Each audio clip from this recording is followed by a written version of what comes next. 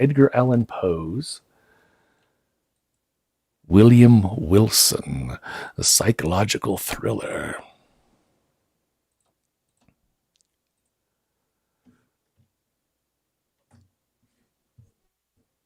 What say of it? What say of conscience grim, that spectre in my path? Now, this is a delightful little story of the psychotic personality that employs the theme of the doppelganger. Poe believes that any man is capable of performing irrational acts at any time, and that every mind can instantly move from sanity to madness. Indeed, Poe's narrator here, who prefers to keep his real name secret, says that he did not become evil by degrees as most men do, that he himself became suddenly evil. All virtue dropped bodily from me as a mantle.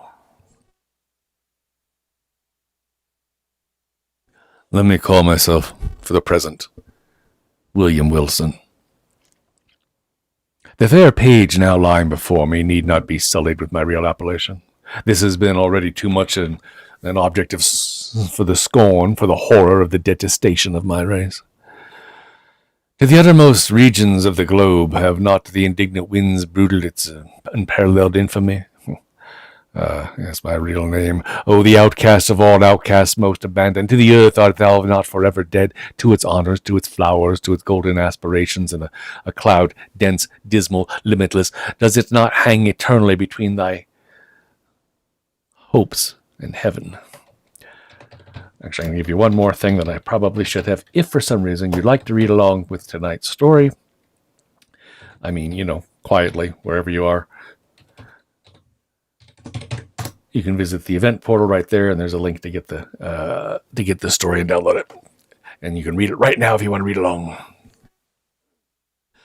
Now, I would not, if I could, here today embody a record of my later years of unspeakable misery and unpardonable crime. This epoch, these later years, took unto themselves a sudden elevation and turpitude, whose origin alone it is my present purpose to assign. As men usually grow base by degrees, from me, in an instant, all virtue dropped bodily as a mantle. From the comparatively trivial wickedness, I passed with the stride of a giant into more than enormities of an illagablus. What chance, what one event brought this evil thing to pass? Bear with me while I relate, dear friends. Death approaches, and the shadow which foreruns him has thrown a softening influence over my spirit. I long, in passing through the dim valley, for the sympathy. I had nearly said for the pity, for the sympathy of my fellow men. I would fain have them believe that I have been, in some measure, the slave of circumstances beyond human control. I would wish them to seek out for me, in the details I am about to give you, some little oasis of fatality amid a wilderness of error. I would have them allow, what they cannot refrain from allowing, that although temptation may have a while existed as great, man has never thus, at least, tempted before, certainly never thus fell. And is it therefore that he has never thus suffered? Have I not indeed been living in a dream? And am I not now dying a victim to the horror and the mystery of the wildest of all sublunary visions? I am the descendant of a race whose imagination and easily excitable temperament has at all times rendered them remarkable. And in my earliest infancy I gave evidence of having fully inherited the family character. As I advanced in years, it was more strongly developed, becoming for many reasons a cause of serious disquietude to my friends and of positive injury to myself. I grew self-willed, addicted to the wildest caprices, and a prey to the most ungovernable passions. Weak-minded and beset with constitutional infirmities akin to my own, my parents could do but little to check the evil propensities which distinguished me. Some feeble, ill-directed efforts resulted in complete failure on their part, and of course in total triumph on mine. Thenceforward my voice was a household law, and at an age when few children have abandoned their leading strings, I was left to the guidance of my own will, and became in all but name the master of my own actions. Yes, my earliest recollections of a school life are connected with a large and rambling Elizabethan house in a misty-looking village of England where were a vast number of gigantic and gnarled trees, and where all the houses were excessively ancient. In truth, it was a dreamlike and spirit-soothing place, that venerable old town. At this moment, in fancy, I feel the refreshing chilliness of its deeply shadowed avenues, and I inhale the fragrance of its thousand shrubberies, and thrill anew with undefinable delight at the deep hollow note of the church bell, breaking each hour with a dull and sudden roar upon the stillness of the dusky atmosphere in which fretted Gothic steeple lay embedded and asleep. It gives me perhaps as much of pleasure as I can now in any manner experience to dwell upon minute recollections of the school and its concerns. Steeped in misery as I am, misery, alas, only too real, I shall be pardoned for seeking relief, however slight and temporary, in the weakness of a few rambling details. These, moreover, utterly trivial and even ridiculous in themselves, assumed to my fancy adventitious importance, as connected with a period and a locality when and where I recognized the first ambiguous monitions of the destiny which afterwards so fully overshadowed me. Bear with me. Let me then remember. The house. The house, I have said, was old and irregular. The grounds were extensive, and a high, solid brick wall, topped with a bed of mortar and broken glass, encompassed the whole. This prison-like rampart formed the limit of our own domain. Beyond it we saw but thrice a week. Once every Saturday afternoon, when attended by two ushers, we were permitted to take brief walks in a body through some of the neighboring fields, and twice during Sunday, when we were paraded in the same formal manner to the morning and evening service in the one church of the village. Of this church, the principal of our school was also pastor. With how deep a spirit of wonder and perplexity was I wont to regard him from our remote pew in the gallery, as with the steps solemn and slow he descended and then ascended the pulpit. This reverend man, with countenance so demurely benign, with robes so glossy, so clerically flowing, with wigs so minutely powdered, so rigid, so vast, could this be he who of late with sour visage and in snuffy habiliments administered ferule in hand the draconian laws of the academy? A gigantic paradox too utterly monstrous for solution. At an angle of the ponderous wall frowned an even more ponderous gate. It was riveted and studded with iron bolts and surmounted with jagged iron spikes. What impressions of deep awe did it inspire, that gate? It was never opened save for the 3 periodical aggressions and ingressions already mentioned. And then in every creak of its mighty hinges we found a plenitude of mystery, a world of matter for solemn remark or for more solemn meditation. The extensive enclosure was irregular in form, having many capacious recesses. Of these recesses, 3 or 4 of the largest constituted the playground. It was level, covered with fine hard gravel. I well remember it had no trees, nor benches, nor anything similar within it. Of course, it was in the rear of the house. In the front of the house lay a small parterre, planted with a box and other shrubs. But through this sacred division we passed only upon rare occasions indeed, such as a first advent to school, or final departure thence, or perhaps when a parent or a friend having called for us, we joyfully took our way for the Christmas or midsummer holidays. But the house. Yes, the house. How quaint an old building was this. To me, how veritably a palace of enchantment. There was really no end to its windings, to its incomprehensible subdivisions. It was difficult at any given time to say with certainty upon which of its 2 stories one happened to be.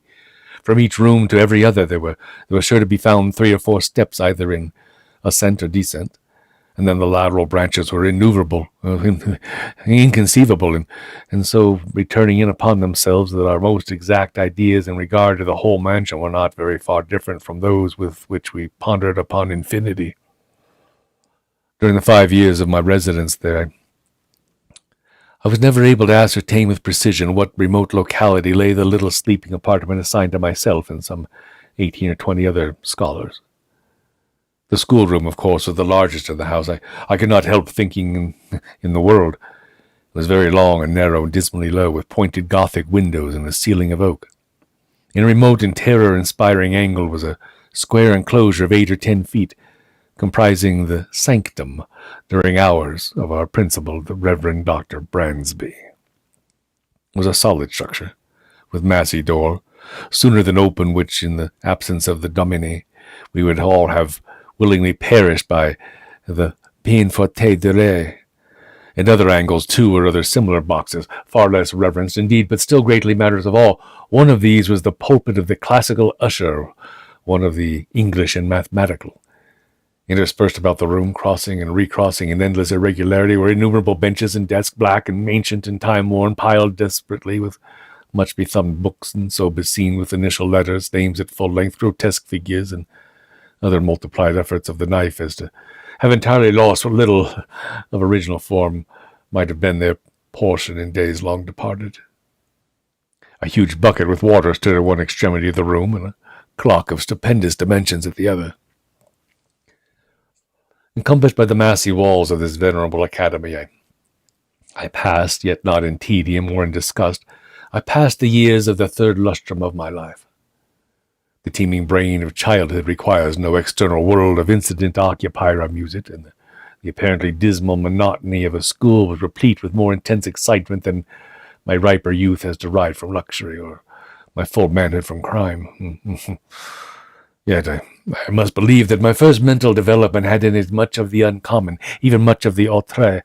Upon mankind at large, the events of a very early existence rarely leave in mature age any definite impression. All is a grey shadow, a weak and irregular remembrance, an indistinct regathering of feeble pleasures and phantasmagoric pains. Yes, but with me this is not so.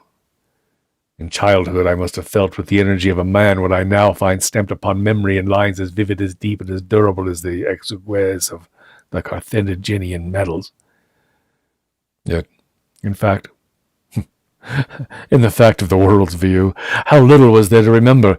The morning's wakening, the nightly summons to bed, the connings, the recitations, the periodical half-holidays and perambulations, the playground with its broils, its pastimes, its intrigues. These, by a mental sorcery long forgotten, were made to involve a wildness of sensation, a world of rich incidents, a universe of varied emotion, of excitement, the most passionate and spirit-stirring. Oh, les bons temps que c'est sacré de faire.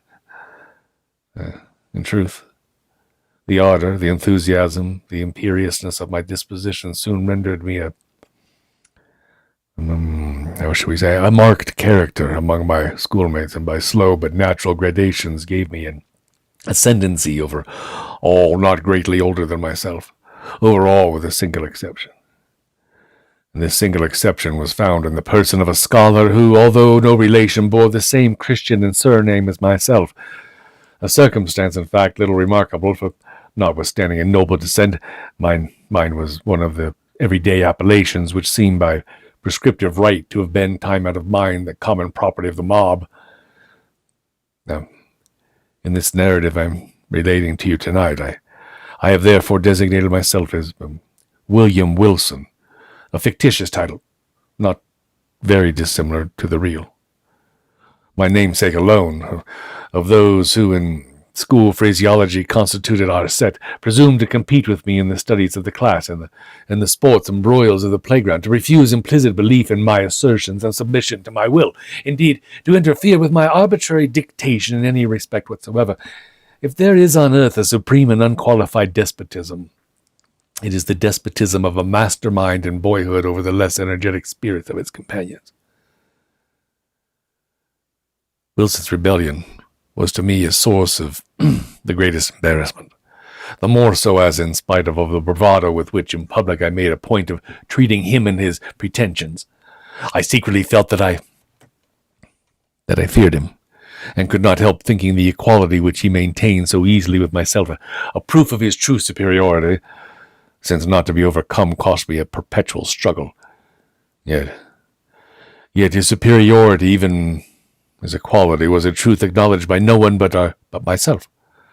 Our associates, by some unaccountable blindness, seemed not even to suspect it. Indeed, his competition, his resistance, and then especially his impertinent and dogged interference with my purposes, were not more pointed than private.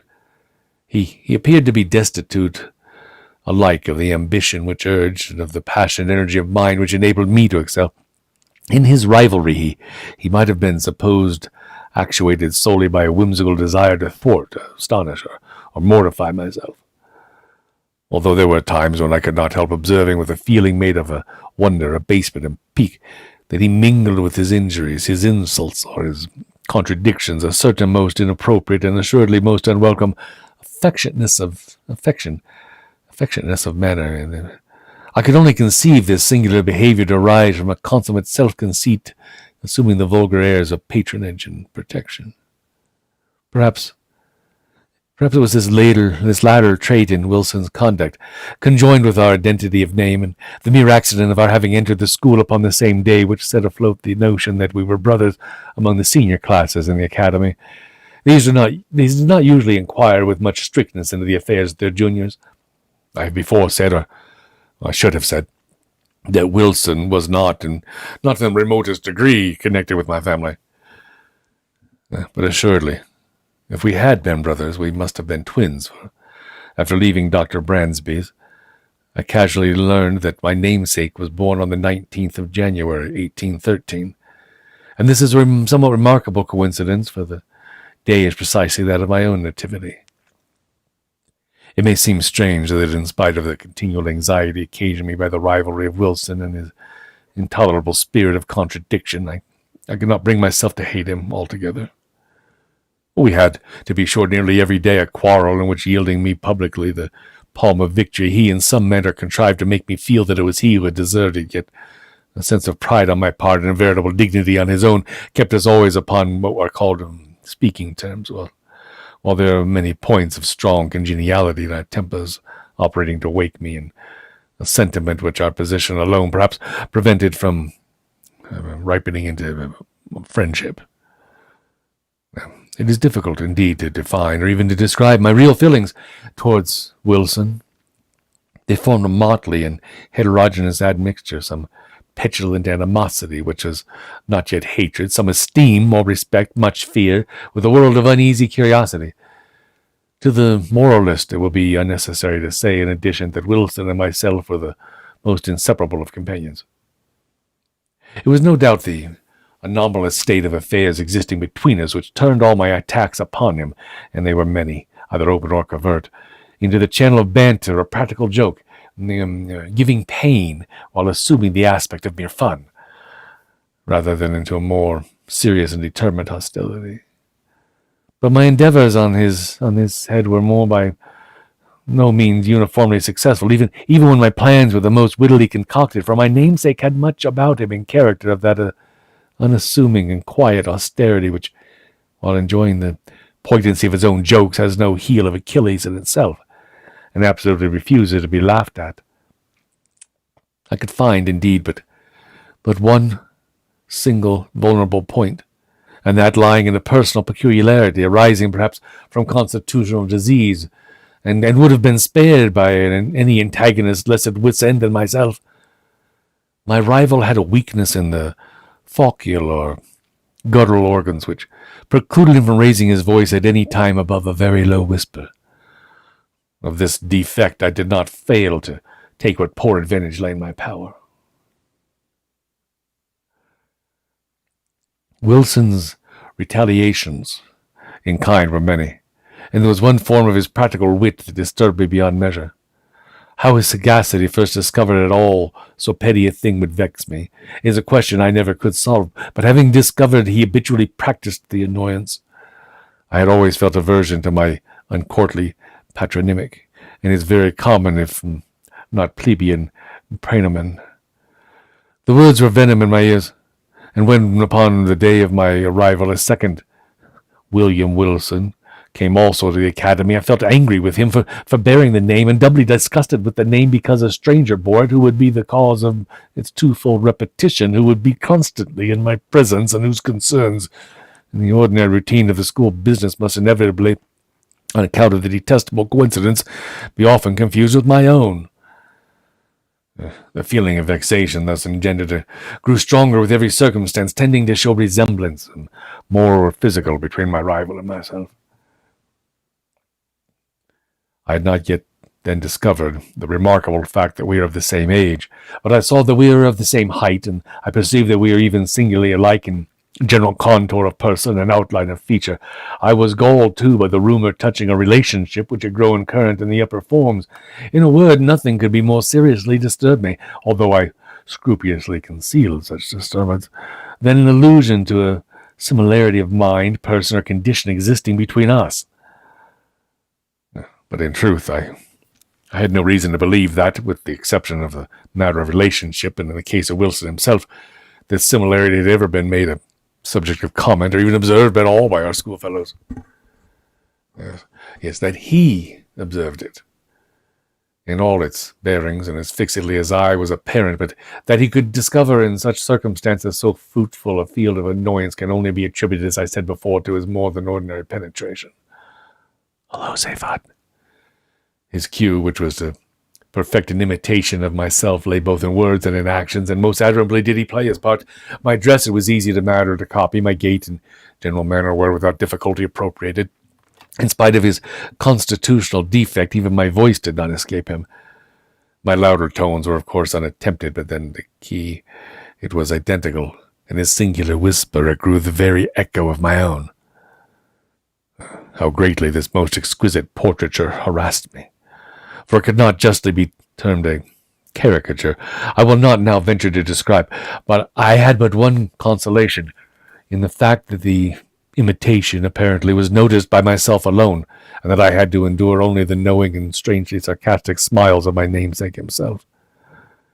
Satisfied with having produced in my bosom the intended effect, he seemed to chuckle in secret over the sting he had inflicted, and was characteristically disregardful of the public applause which the success of his witty endeavors might have so easily elicited. That the school indeed did not feel his design, perceive his accomplishments, participate in his sneer, was for many anxious months a riddle I could not solve. Perhaps the gradation of his copy rendered it not so readily perceptible, or more possibly I owed my security to the masterly air of the copyist, who, disdaining the letter which in a painting is all the obtuse can see, gave but the full spirit of his original for my individual contemplation and chagrin.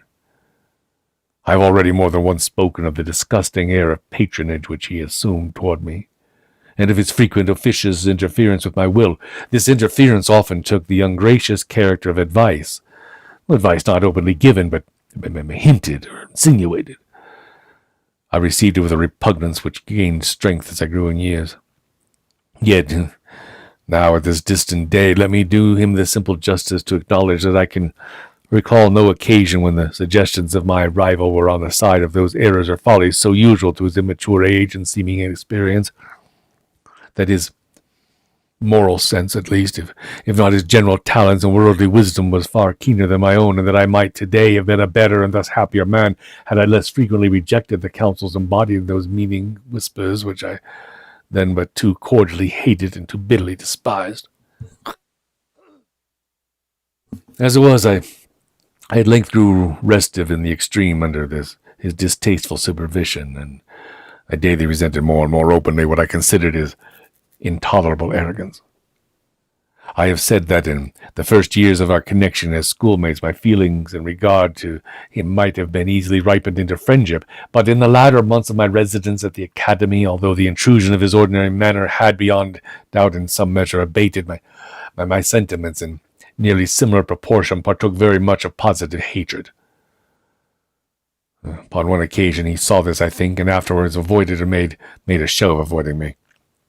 It was about this same time period, if I remember aright, that in an altercation of violence with him, in which he was more than usually thrown off his guard and spoke and acted with an openness of demeanor rather than foreign to his nature, I fancied I discovered in his accent, his air, and general appearance a something which first startled and deeply interested me by bringing to mind dim visions of my own earliest infancy, wild, confused, and thronging memories of a time when memory herself was yet unborn. I cannot better describe the sensation which oppressed me than by saying that I could with difficulty shake off the belief of my having been acquainted with the being who stood before me at some epoch very long ago, at some point of the past even infinitely remote. The delusion, however, faded rapidly as it came, and I mention it all but to define the day of the last conversation I there held with my singular namesake. The huge old house, with its countless subdivisions, had several large chambers, communicating with each other, where slept the greater number of the students. There were, however, as must necessarily happen in a building so awkwardly planned, there were many little nooks or recesses, the odds and ends of the structure, and the economic ingenuity of Dr. Bransby had also fitted up his dormitories, although being the merest of closets, they were capable of accommodating but a single individual. One of these small apartments was occupied by Wilson.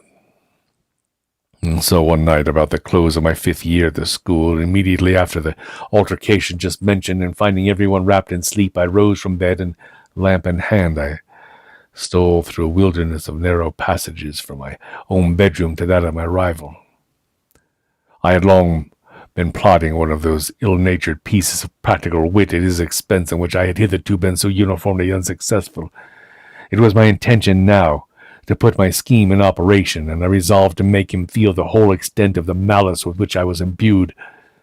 Having reached his closet, I noiselessly entered, leaving the lamp with a shade over it on the outside. I advanced a step, and I listened to the sound of his tranquil breathing. I inserted my head into the door, and assured of his being asleep, I returned. I took the light, and with it I again approached the bed. Close curtains were around it, which in the prosecution of my plan I slowly and quietly withdrew. When the bright rays fell vividly upon the sleeper, and my eyes at the same moment upon his countenance, I looked, and a numbness, an iciness of feeling instantly pervaded my frame. My breast heaved, my knees tottered, my whole spirit became possessed with an objectless yet intolerable horror. Gasping for breath, I lowered the lamp in still nearer proximity to the face. Were these the lineaments of William Wilson? I saw indeed that they were his, but I shook as if with a fit of the ague in fancying that they were not. What was there about them to confound me in this manner? What was there about that face? I gazed, and while my brain reeled with a multitude of incoherent thoughts, not thus he appeared, assuredly not thus. In the vivacity of his waking hours, he looked nothing like this. The same name, the same contour of person, the same day of arrival at the academy, and then his dogged and meaningless imitation of my gait, my voice, my habits, my manner. Was it, in truth, within the bounds of human possibility, that what I now saw was the result merely of the habitual practice of this sarcastic imitation? Awe-stricken, with a creeping shudder, I extinguished the lamp. I passed silently from the chamber, and I left at once the halls of that old academy, never to enter them again. After a lapse of some months, spent at home in mere idleness, I found myself a student at Eton. The brief interval had been sufficient to enfeeble my remembrance of the events at Dr. Bransby's, or at least to effect a material change in the nature of my feelings with which I remembered them. The truth, the tragedy of the drama was no more.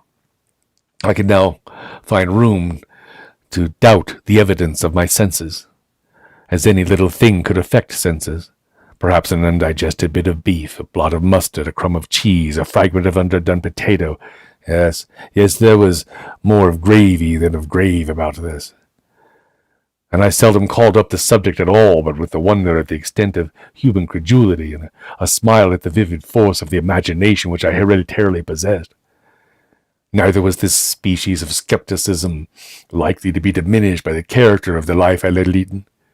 The vortex of thoughtless folly into which they had so immediately and so recklessly plunged washed away all but the froth of my past hours, engulfed at once every solid or serious impression, and left to memory only the various levities of a former existence. I do not wish, however, to trace the course of my miserable profligacy here, a profligacy which set at defiance the laws while it eluded the vigilance of the institution. 3 years of folly, passed without profit, had but given me rooted habits of vice, and added in a somewhat unusual degree to my bodily stature, when, after a week of soulless dissipation, I invited a small party of the most dissolute students to secret carousals in my chambers. We met at a late hour of the night, for our debaucheries were to be faithfully protracted until morning. The wine flowed freely, and they were not wanting other and perhaps more dangerous seductions. So that the grey dawn had already faintly appeared in the east, while our delirious extravagance was at its height.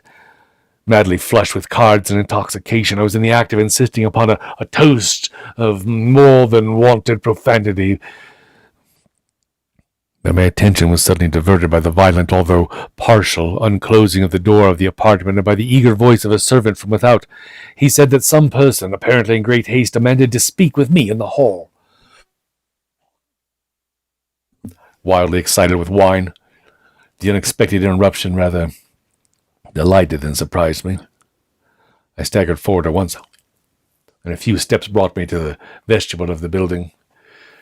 In this low and small room there hung no lamp, and no low light was always emitted save that of the exceedingly feeble dawn which made its way through the semicircular window. As I put my foot over the threshold, I became aware of the figure of a youth about my own height, and habited in a white kerseymere morning frock, cut in the novel fashion of the one I myself wore at that moment.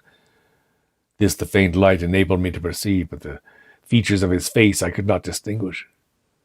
Upon my entering, he strode hurriedly up to me, and seizing me by the arm with a gesture of petulant impatience, whispered the words, "William Wilson," in my ear. I grew perfectly sober in an instant.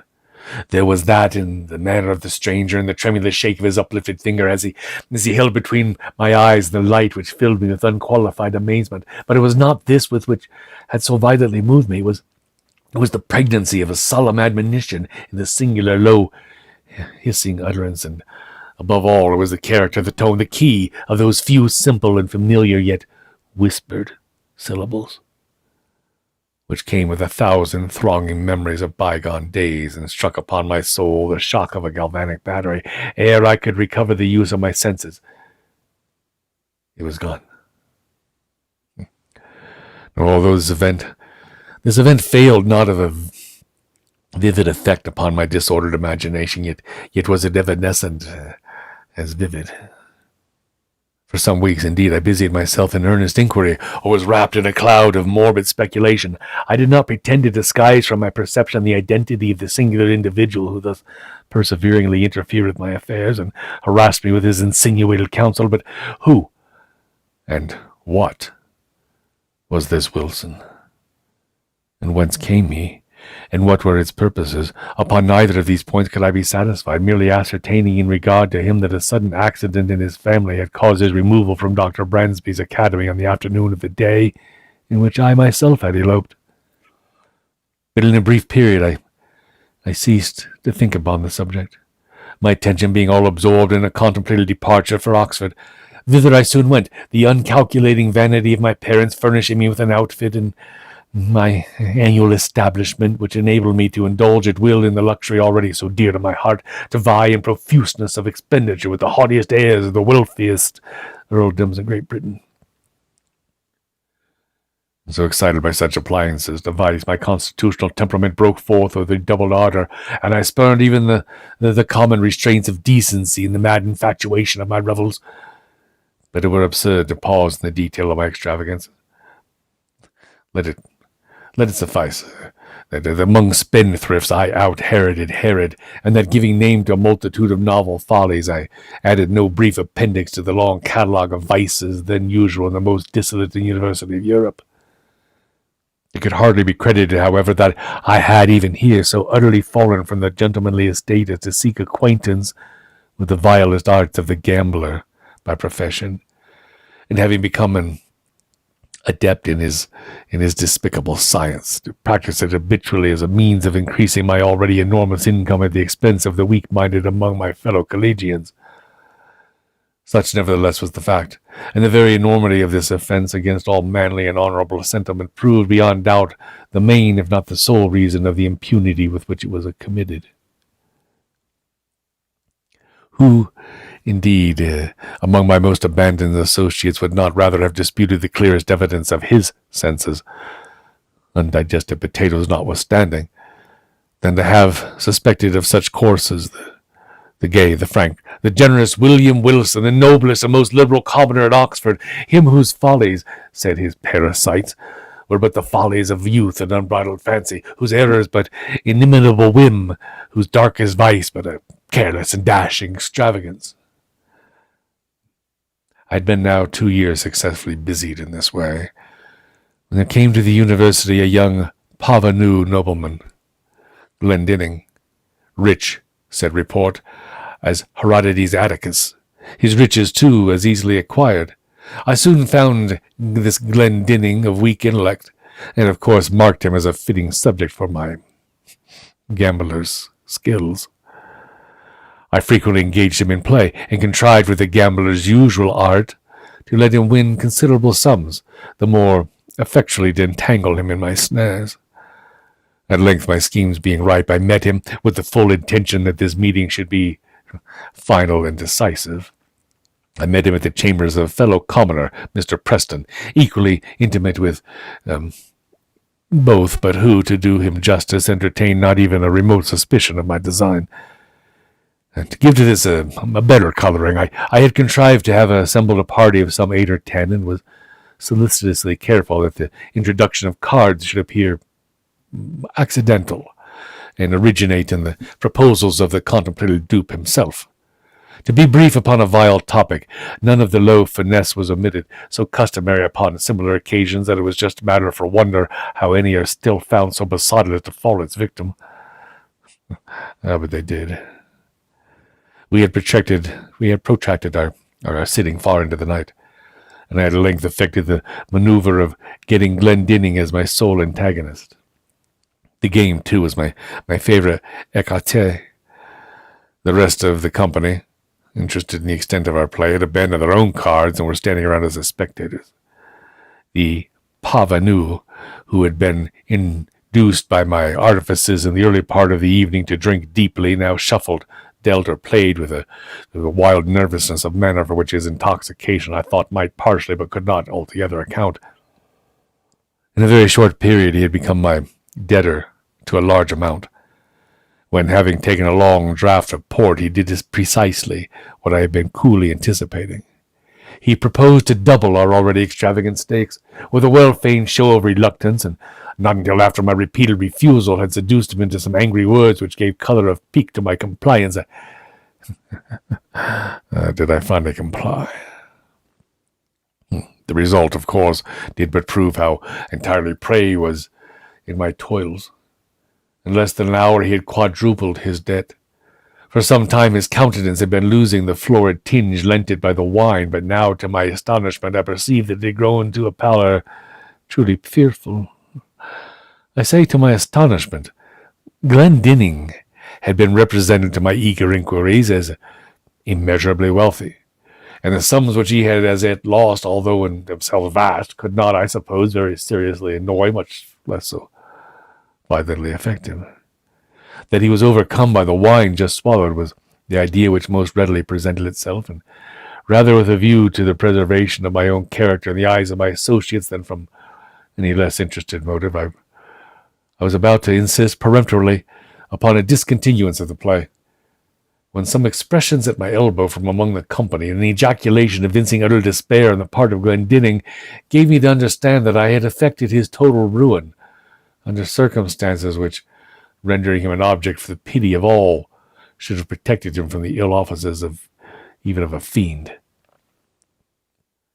What now might have been my conduct, it is difficult to say.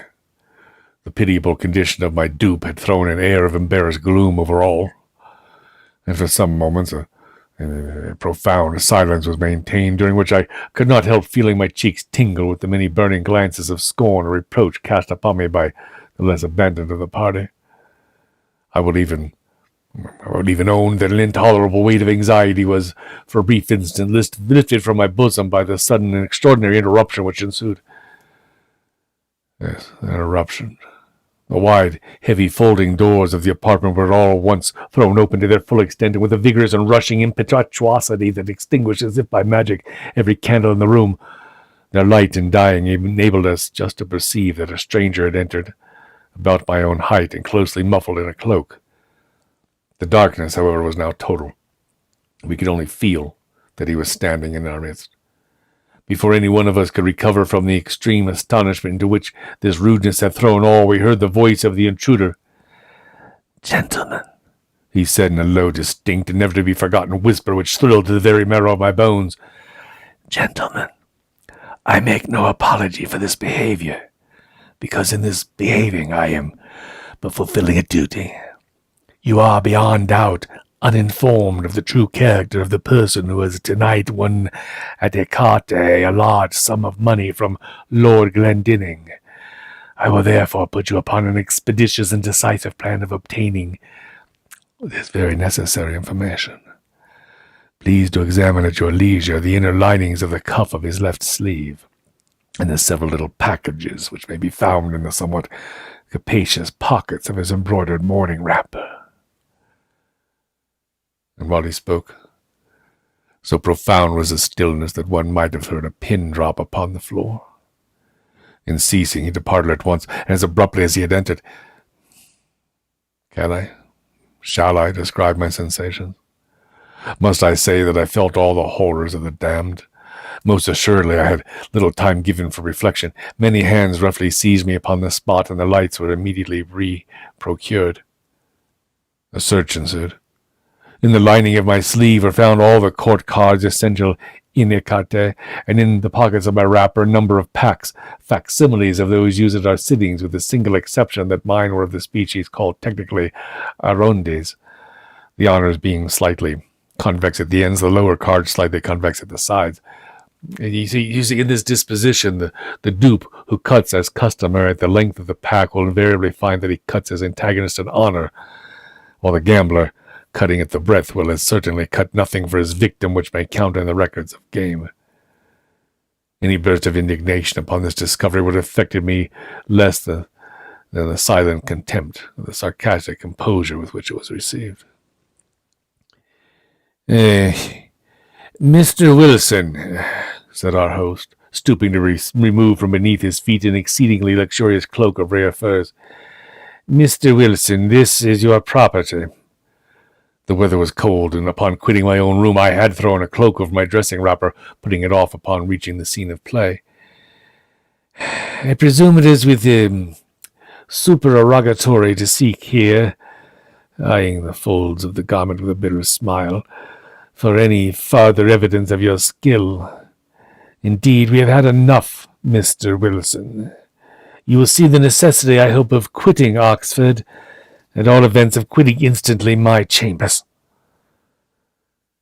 And so, abased, I humbled to the dust as I then was. It is probable that I should have resented this galling language by immediate personal violence, and had not my whole attention been at the moment arrested by a fact of the most startling character. The cloak which I had worn was of a rare description of fur. How rare, how extravagantly costly, I shall not venture to say, but rare. Its fashion, too, was of my own fantastic invention, for I was fastidious to an absurd degree of coxcombry in matters of this frivolous nature.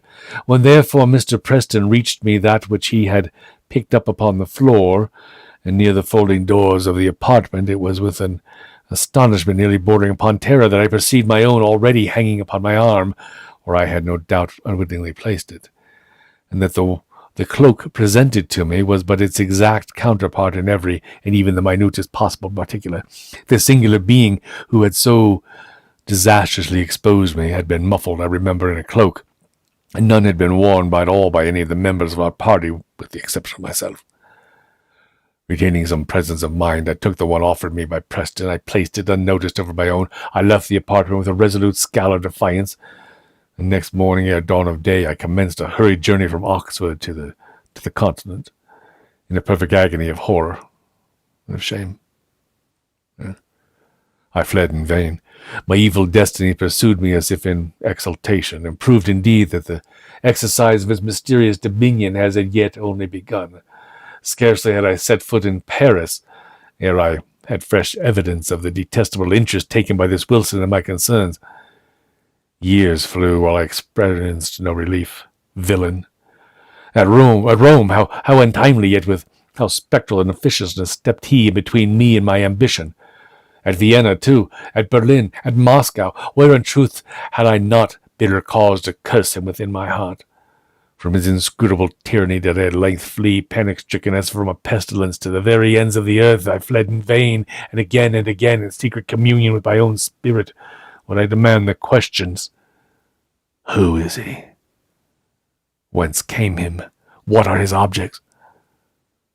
But no answer was there found.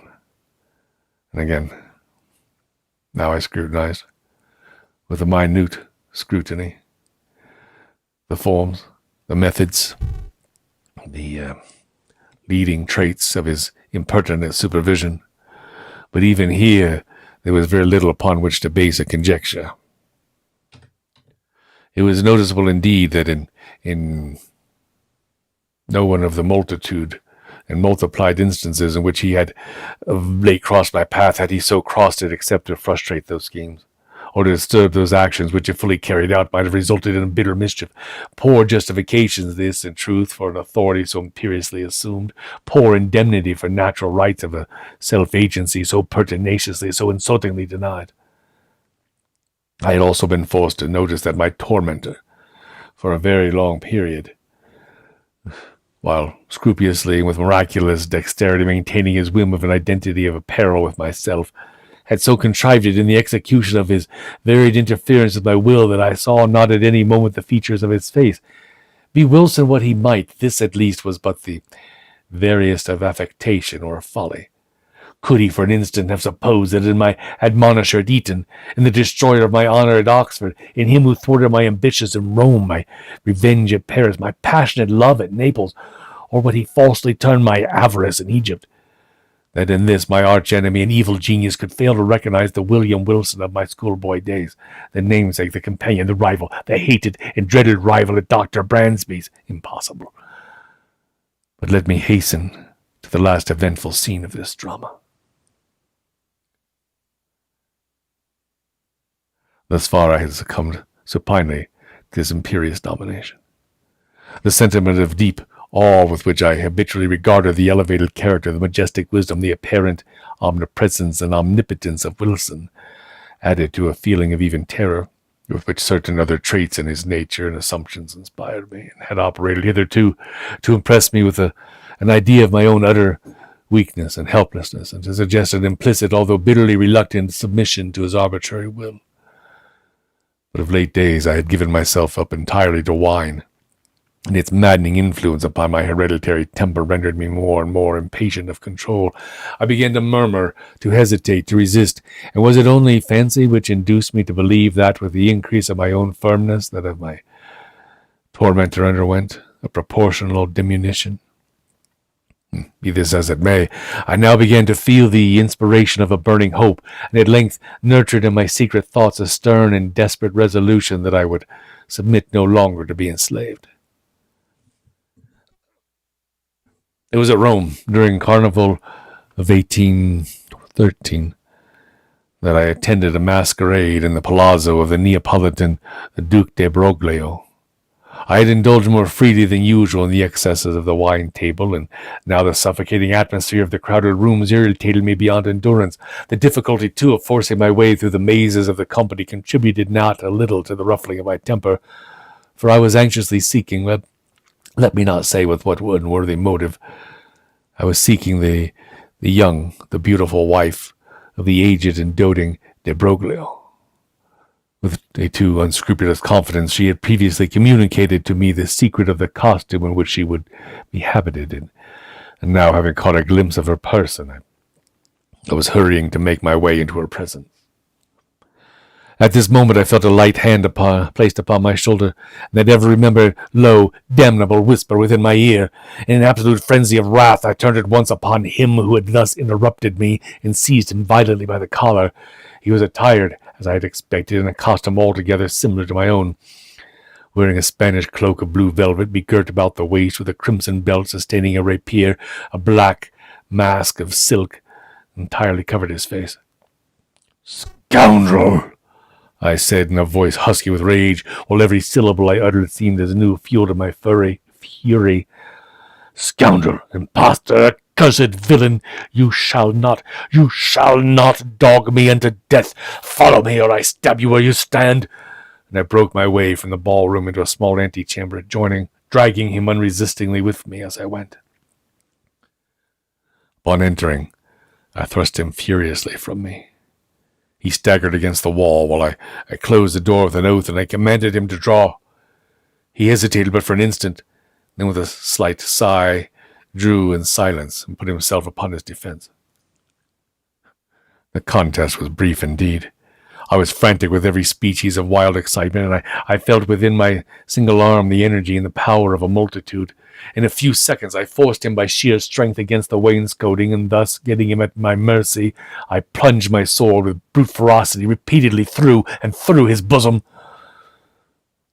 At that instant, some person tried the latch of the door. I hastened to prevent an intrusion, and then immediately returned to my dying antagonist. But what human language can adequately portray that astonishment, that horror which possessed me at the spectacle then presented to view? The brief moment in which I had averted my eyes had been sufficient to produce, apparently, a material change in the arrangements at the upper or the farther end of this room. And now a large mirror, or so at first it seemed to me in my confusion, now stood where none had been perceptible before, and as I stepped up to it, in an extremity of terror, mine own image, with features all pale and dabbled in blood, advanced to meet me with a feeble and tottering gait. And thus it appeared, I say, but was not. It was my antagonist. It was Wilson who then stood before me in the agonies of his disillusion. His mask and cloak lay where he had thrown them, upon the floor. Not a thread in all his raiment, not a line in all the marked and singular lineaments of his face, which was not even the most absolute identity. Mine, now. It was Wilson. It was Wilson, but he spoke no longer in a whisper. I could have fancied that I myself was speaking while he said, "You have conquered, and I yield. Yet henceforward art thou also dead, dead to the world, to heaven, to hope. In me didst thou exist, and in my death see by this image which is thine own, how utterly thou hast murdered thyself." So, madness, psychotic, doppelganger, Poe.